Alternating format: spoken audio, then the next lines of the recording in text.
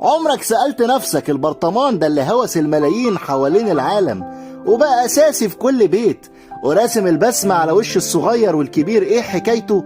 النوتيلا يا جماعة مش مجرد شوكولاتة بتتفرد على العيش وخلاص، دي قصة ذكاء وحاجة وصدفة غيرت التاريخ وبدأت من أزمة عالمية. تعالوا نرجع بالزمن لسنة 46 بعد الحرب العالمية الثانية مباشرة. إيطاليا كانت بتعاني من فقر شديد، وأكبر مشكلة واجهت صناع الحلويات وقتها هي إن الكاكاو كان قليل جدا وغالي بشكل مش طبيعي بسبب ظروف الحرب.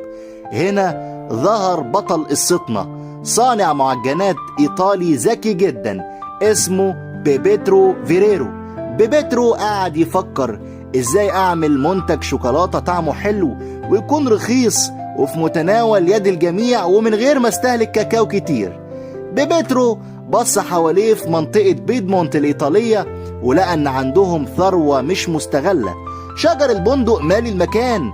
فجات له فكرة عبقرية، ليه ما خلطش البندق المطحون مع شوكولاتة الكاكاو والسكر؟ وفعلا عمل أول معجون وسماه باستا جياندويا. بس الصدمة فين؟ المنتج ده في الأول ما كانش سايح، ده كان بيتباع على شكل قالب جامد الأمهات بتقطعه بالسكينة شرايح وتحطه للأطفال في العيش. لكن سنة 51 حصلت الصدفة اللي غيرت كل حاجة. الدنيا كانت حر جدا وقوالب الشوكولاتة بدأت تسيح وتتحول لمعجون كريمي ناعم. بيبيترو لما شافها كده عينه لمعت وقال هو ده. طور التركيبة وخلاها قابلة للفرد وسماها سوبر كريمة. التحول الكبير بقى والاسم اللي كلنا بنعشقه ظهر سنة 64 على ايد ابنه ميشيل فيريرو. ميشيل قرر يطور المنتج اكتر واكتر عشان يبيعه بره ايطاليا كمان. اخد كلمة نات بالانجليزية يعني بندق وحط عليها لمسة ايطالية إلا، ومن هنا اتولدت النوتيلا. الخلطة دي نجحت نجاح مرعب لدرجة ان شركة فيريرو بقت واحدة من اكبر شركات الحلويات في العالم وبتستهلك لوحدها حوالي 25% من انتاج البندق في كوكب الارض كله.